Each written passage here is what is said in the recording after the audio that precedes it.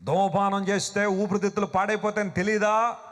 గుండె పాడైపోద్దని తెలీదా? పొగ త్రాగరాదు అని బోర్డులు చూస్తాం. సిగరెట్ పెట్టి మీద ఇదివరకు రాసేవారు పొగ త్రాగుట ఆరోగ్యానికి హానికరం. అది పెద్దగా పట్టించుకోవట్లేదని ఇప్పుడు ఏం రాస్తున్నారు తెలుసా?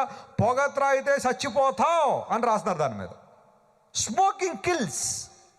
అయినా డబ్బులు పెట్టుకుని కొనుక్కుంటున్నారంటే ఏమనాలి నిన్ను? విషాన్ని డబ్బులు పెట్టి అమ్మేస్తా ఉంటే నువ్వు డబ్బులు పెట్టి కొనుక్కున్న విషయాన్ని. ఇక్కడ ఎవరైనా పొగ త్రాగే వాళ్ళు ఉంటే జాగ్రత్త వినండి. ఒక్కొక్క సిగరెట్ 10 నిమిషాల ఆయుష్ని తీసేస్తుందట. 10 minutes.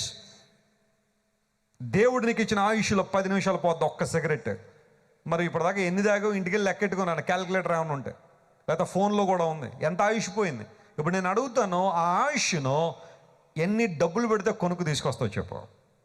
If you know the value of your life, go to A hospital.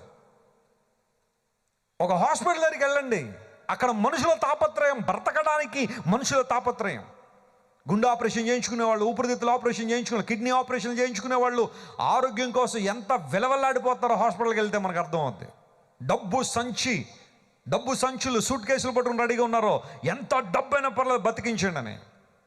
మన ఏదో పని మీద హైదరాబాద్లో ఒక కార్పొరేట్ హాస్పిటల్కి వెళ్తే ఒక ఆమె చెబుతుంది, ఇండియా బంధువులను చూడడానికి వచ్చారట దుబాయ్ నుండి. బంధువులను చూడడానికి 2 రోజులు అయిందట అంతే. ఇండియా వచ్చి హైదరాబాద్ వచ్చి బంధువులను చూస్తూ ఉన్నాడు. ఆయన తలనొప్పి వస్తుందని చెప్పి అలా సోఫాలో కూలబడిపోయాడట. కూలబడిపోగానే హాస్పిటల్ జాయిన్ చేశారు. ఇప్పటికి 4 నెలలు అయింది. 2.5 కోట్లు ఖర్చు పెట్టారట. ఇంకా బెడ్ మీద ఉన్నాడు ఆయన. బతుకుతాడో లేదో తెలీదు, ఏమవుతుందో తెలియట్లేదు. 2.5 కోట్లు ఖర్చు పెట్టింది భార్య. ఎక్కడి నుండి తెచ్చిందో డబ్బులు తెలీదు. ఒక్కతే హాస్పిటల్ ఉంది.